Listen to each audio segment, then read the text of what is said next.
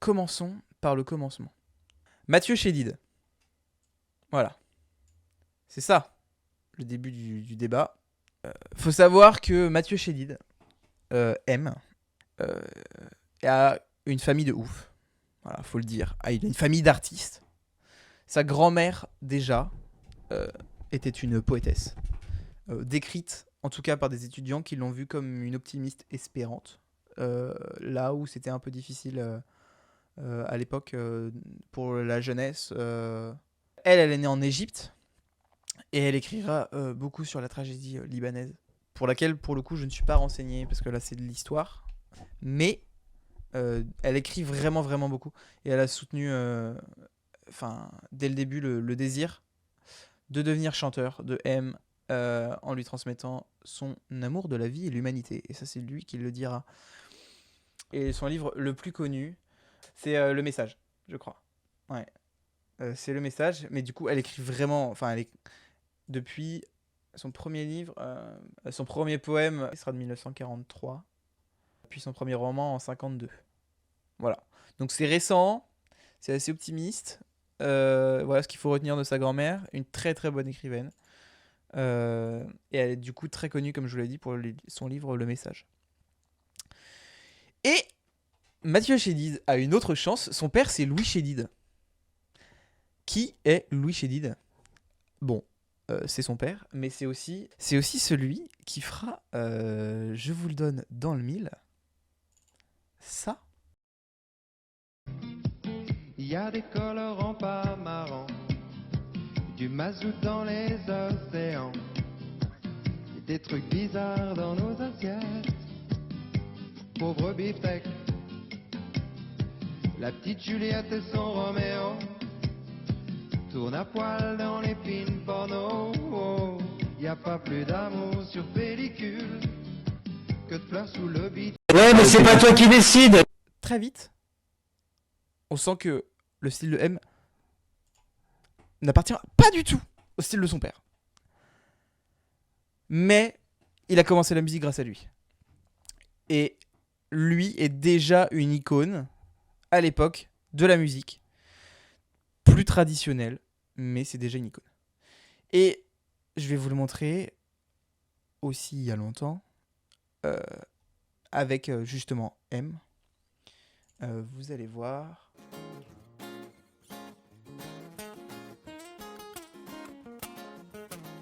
Je préfère mourir en buvant la tasse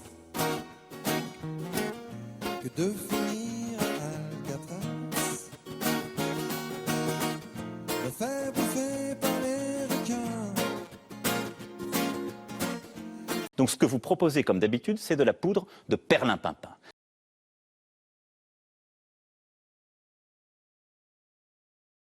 Quoi, mon micro? Je l'entends. On t'entend pas quand tu changes de scène.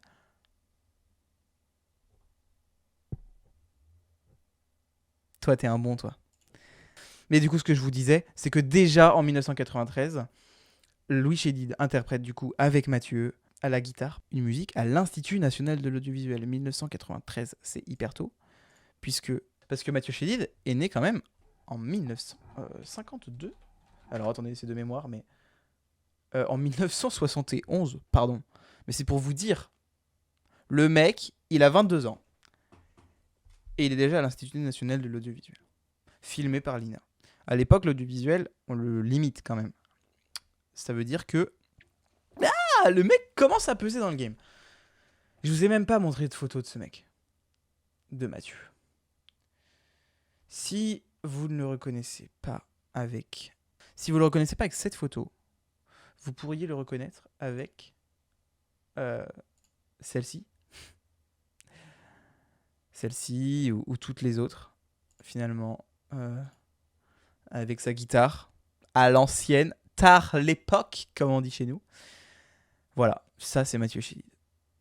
C'est Mathieu Chédid dans ses débuts, mais on n'y est pas encore. Je vous y emmène.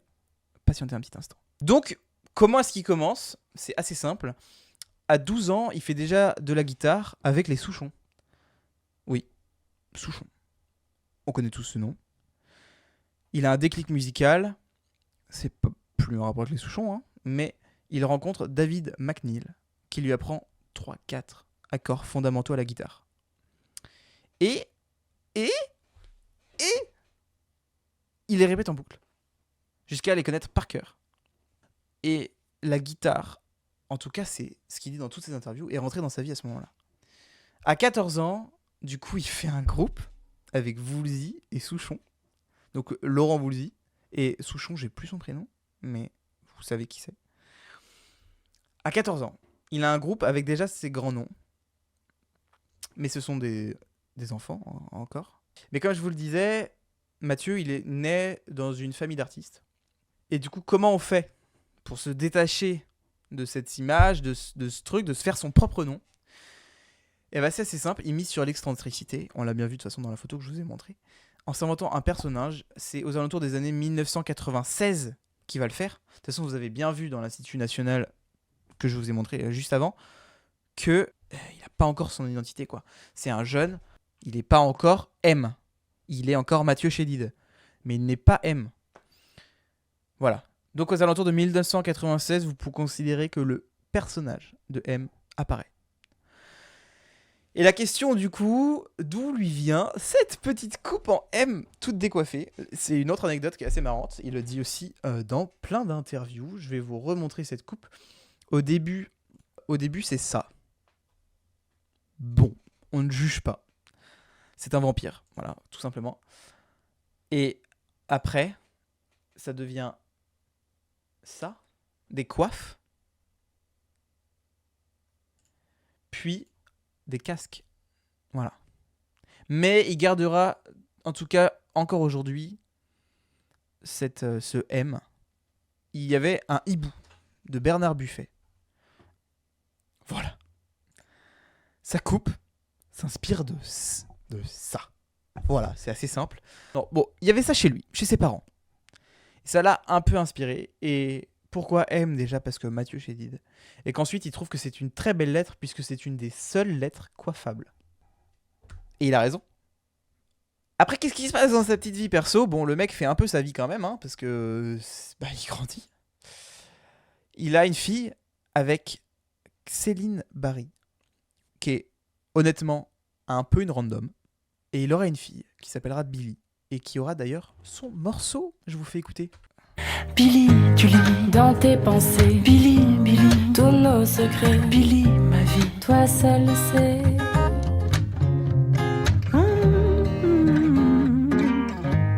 De vie en parallèle, mais jamais trop loin d'elle.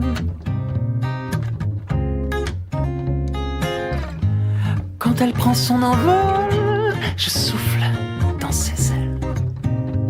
Je souffle dans tes ailes. Voilà.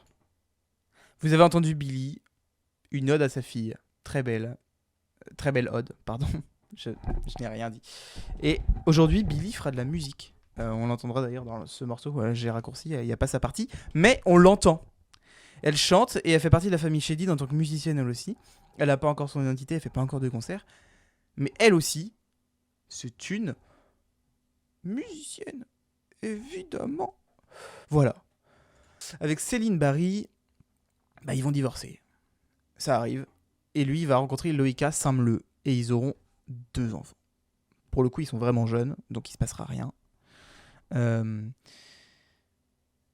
tout cas, ils n'auront pas de morceaux, ils chantent pas encore. Pas encore, parce qu'on ne sait pas ce qui se passe dans la famille Chédid, ça. Bon, voilà.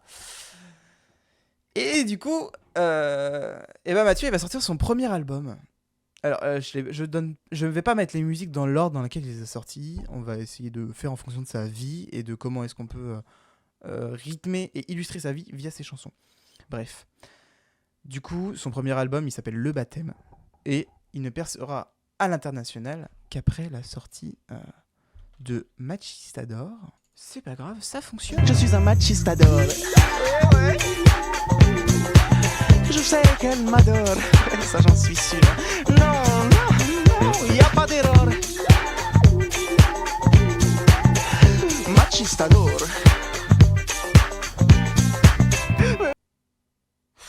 Voilà. c'est quand même une masterclass. Qui ne connaît pas cette chanson, s'il vous plaît? Il l'a même interprétée dans le métro.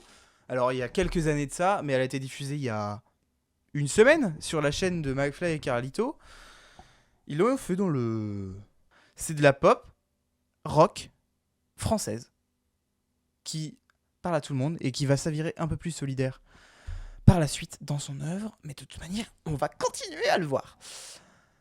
Bon, c'est bien, c'est son premier hit, c'est sa première grosse victoire. Le mec gonfle. Et ensuite, il faut qu'il continue évidemment la musique. De toute manière, c'est sa vocation, c'est ce qu'il aime faire, c'est ce qu'il fait.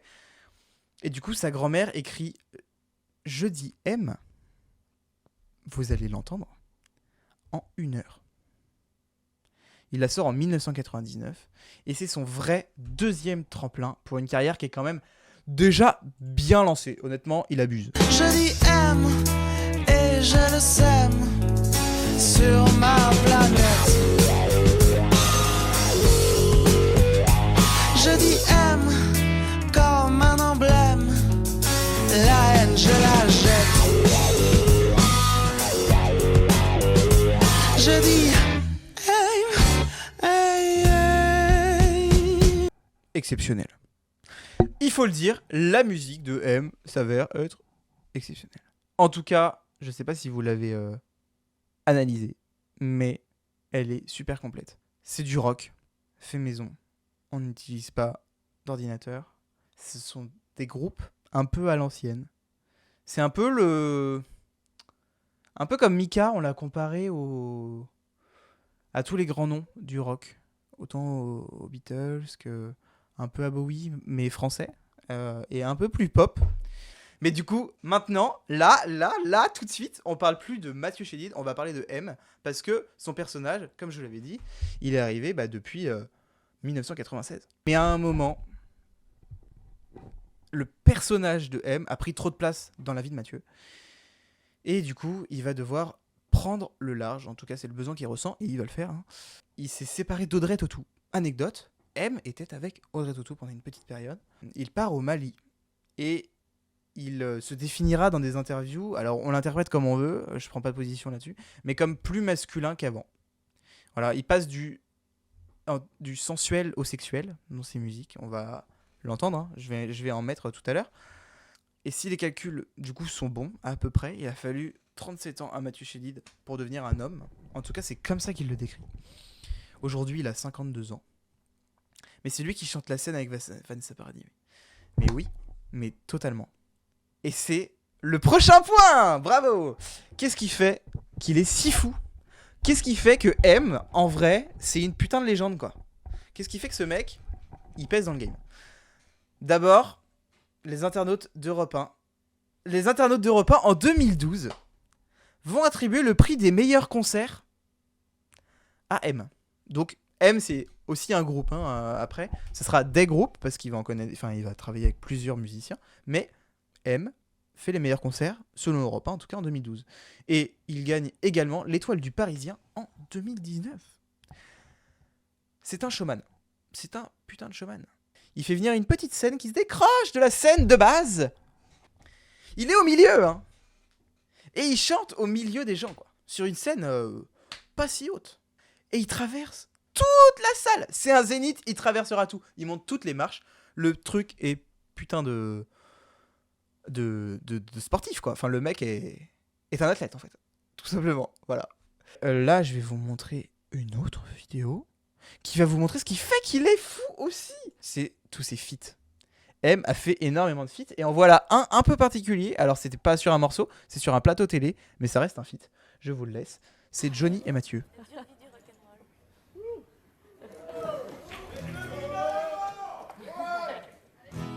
C'est-à-dire que moi, je jouais de la guitare à côté de Mathieu. Ah, c'est pour vous dire quand même que même Johnny trouve que Mathieu est un excellent guitariste.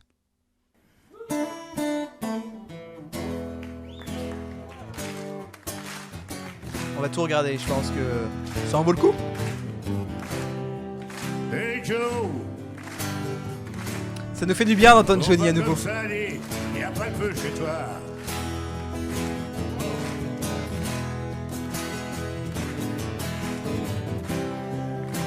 Joe.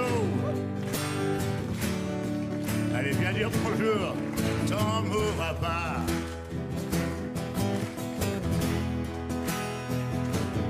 Tu sais, Matt, Yes.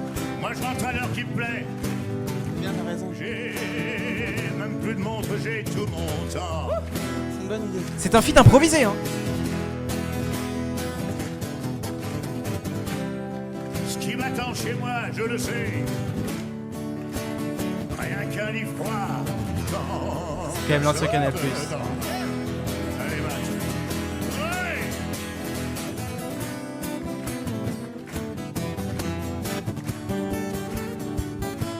Je vous l'ai vendu comme un guitariste.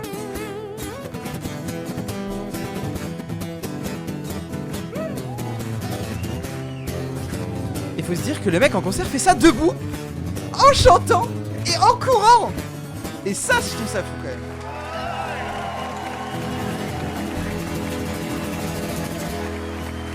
Voilà ce que c'est M. Et c'est pas fini sur les feats, vous allez être étonnés. Je vais pas vous en faire écouter trop, parce que bon, faut pas être trop gourmand, mais le mec en a fait quand même avec Roméo Elvis, L'Homme Pâle, Big Flo et Oli, Vanessa Paradis sur la scène, je vais vous la faire écouter si vous voulez, de toute manière, elle est exceptionnelle, Ibrahim Malouf, excellent trompettiste, Zazie, et aujourd'hui, et plein d'autres, hein, et son père, et j'en passe. Et aujourd'hui, non, pas de Jul. C'est raté.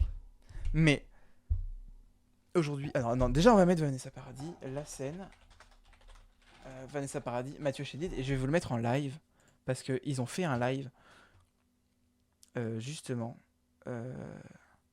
en live stream parce qu'il s'est tenté au stream. Ça, je trouve ça fou. Il est moderne en plus. Elle sort de son lit, tellement sûre d'elle. La scène, la scène, la scène. Ouais, je comprends. Tellement jolie, elle m'ensorcelle. La scène, la scène, la scène. Bah, elle a une voix divine. Hein. Extra lucide, la lune est sûre. La scène, la scène. Je vais vous montrer le dessin animé après, si vous voulez. Tu n'es pas sourd. Extravagante, quand l'ange est sûr. La scène, la scène, la scène. Je ne sais pas pourquoi on C'est comme ça. Laissez-moi. Je ne sais pas pourquoi on s'aime comme ça. Laissez-moi. Alors, qu'est-ce qui fait qu'il est si fou? On continue un peu. Depuis 2018, c'est l'artiste le plus... Attendez. Asseyez-vous. L'artiste le plus récompensé aux victoires de la musique. Est-ce que c'est bon pour vous? Le mec a 13 trophées à égalité avec Alain Bachung, mais aujourd'hui encore, c'est l'artiste le plus récompensé aux victoires de la musique. S'il vous plaît. Le mec a prouvé tout. Il a changé de groupe pour son dernier album, Rivalité. Et il s'est entouré, sa bassiste, c'est l'ancienne de David Bowie. Donc elle s'appelle Gaëlle Anne Dorsey. Et je vais vous montrer un petit extrait où tous les deux chantent ensemble une musique de Bowie, Space Oddity, sur le plateau de France 5. Que à chaque concert de M, elle interprète un morceau de David Bowie en hommage. Et elle accompagne M tout le temps à tous ses concerts, puisque elle fait partie de son groupe. Donc ça, c'est un de ses feats. Voilà, je vous ai dit, on va pas faire dans l'ordre chronologique de ses musiques. On va retourner un petit peu en arrière, en 2017, et on va retourner voir le projet collectif L'Amomalie.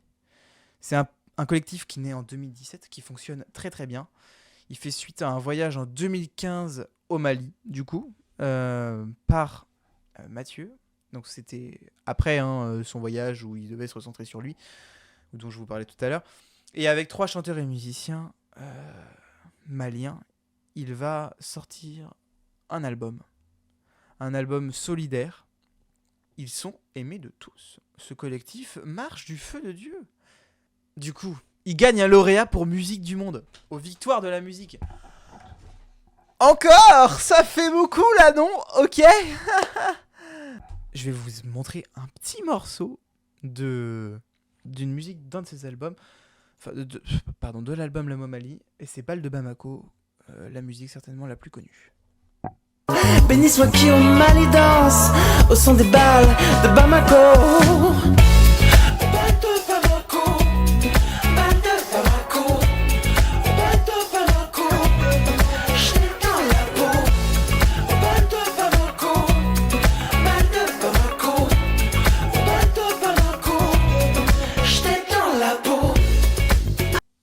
Ce projet est recentré d'une façon très solidaire, et je vais vous faire même écouter un autre morceau de l'album. C'était pas prévu non plus, mais c'est pas grave. Ils ont aussi fait Solidarité, qu'ils ont interprété à Taratata. C'est comme ça que j'ai connu M. J'ai très envie que vous voyez ça.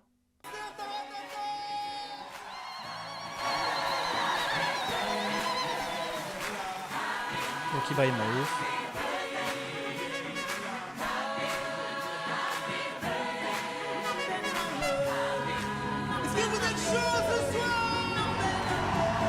Ah, là c'est un concert.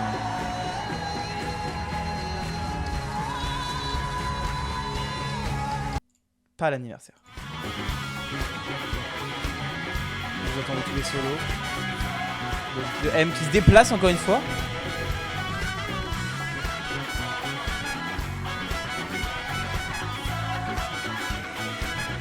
Et vous entendez Solidarité.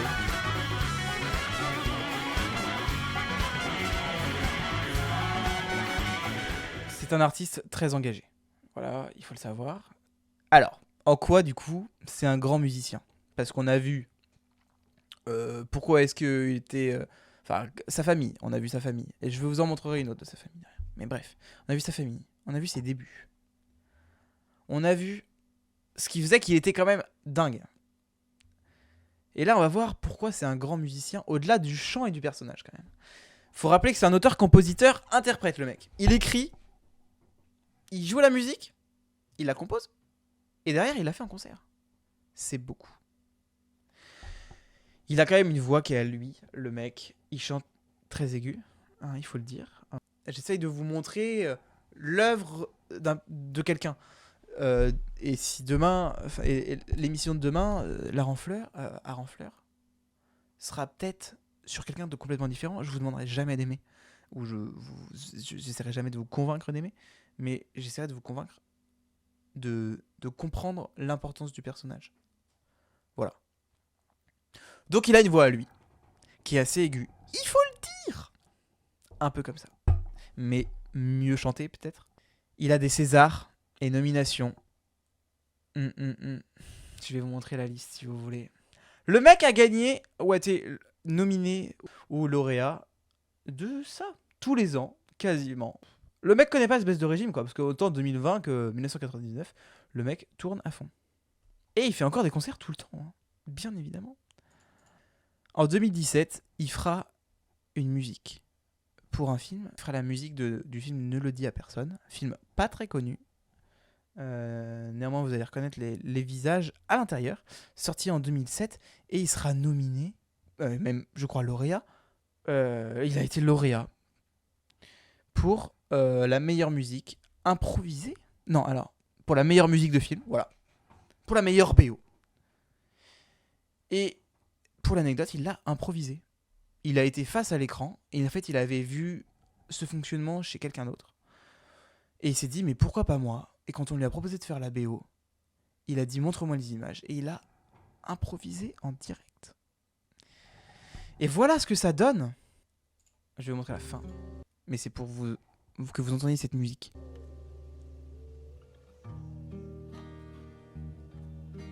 Improvisé.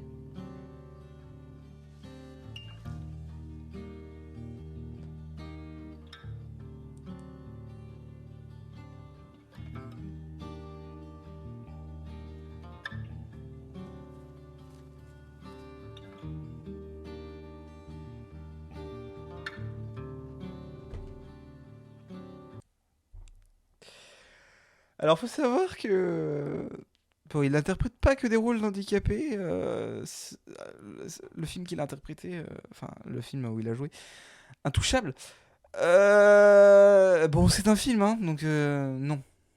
Il n'est pas réellement handicapé. Je suis navré. Mais écoutez cette musique douce.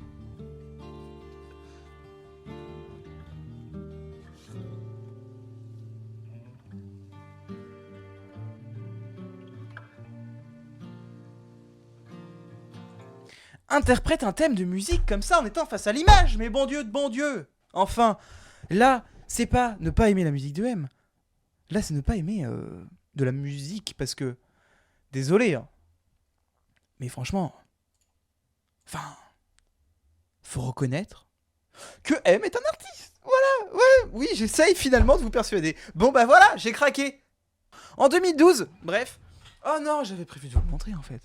J'ai fait tout à l'envers. C'est pas grave. En 2012, il a été nominé, pas lauréat, mais pour la meilleure BO, pour Un monstre à Paris. Du coup, valable ce film.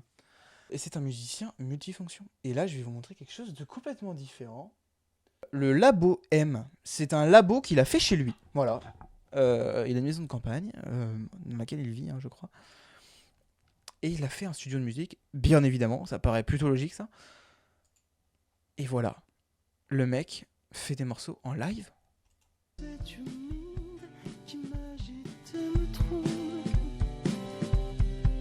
Donc là, il est en train de faire tous les instruments.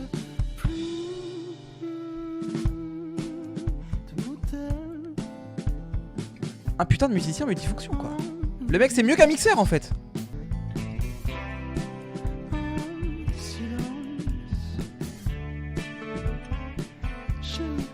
On part quand même de ça, hein.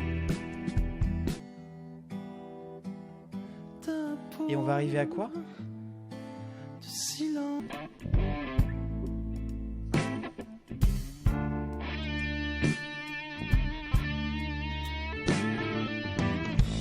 Pianiste, guitariste, batteur, bassiste. C'est un compositeur.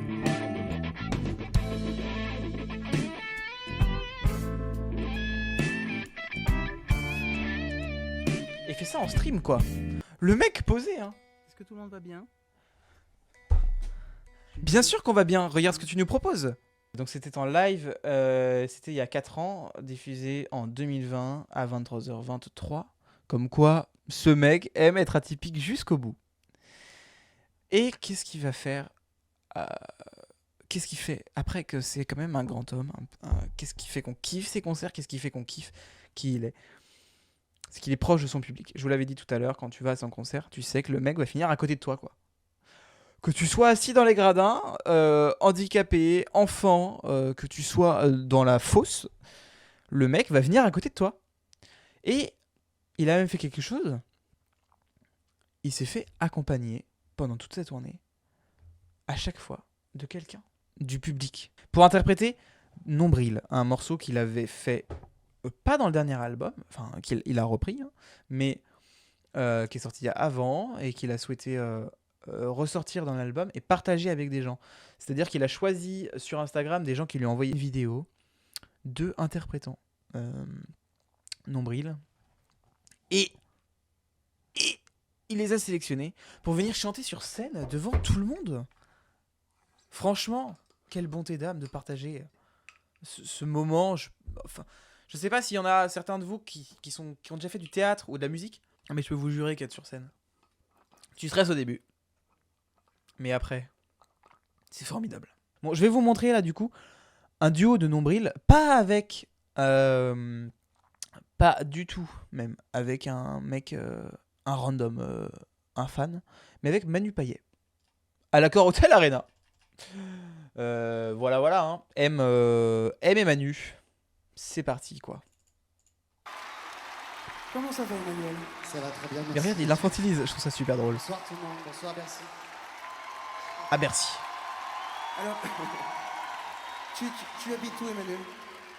J'habite à Paris, mais je viens de La Réunion. C'est bien, ça fait plaisir, ça, tu sais que ça me touche. Et tu fais quoi dans la vie? Je suis comédien, je suis humoriste. Je fais pas ce métier. Ah ouais, c'est vrai? Putain, quelle chance, quelle chance. Et ça va, tu m'as dit que c'était un peu impressionnant, enfin que c'était un truc important pour toi, enfin comment tu le vis? Très mal. Oui, c'est ça, hein, ouais. Tu m'as dit que t'avais une sorte de descente d'organes à un moment, non? Oui, j'en ai fait une. C'est pour ça que la chanson s'appelle Le Nombril. Tout le bordel est derrière mon nombril maintenant. Pourtant sais-tu qu'à chaque seconde, Yes. le monde relie un fil, nos petits nombrils. Oh oui, Manu, chaud.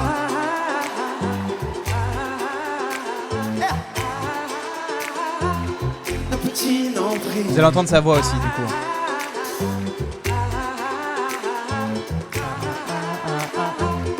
Nos petits nombrils, c'est bon ça. La vie ne tient plus qu'à un fil.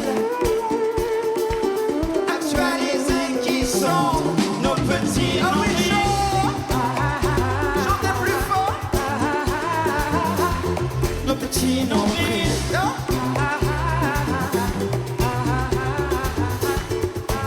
Allez, à vous. Nos petits nombrils, chantez.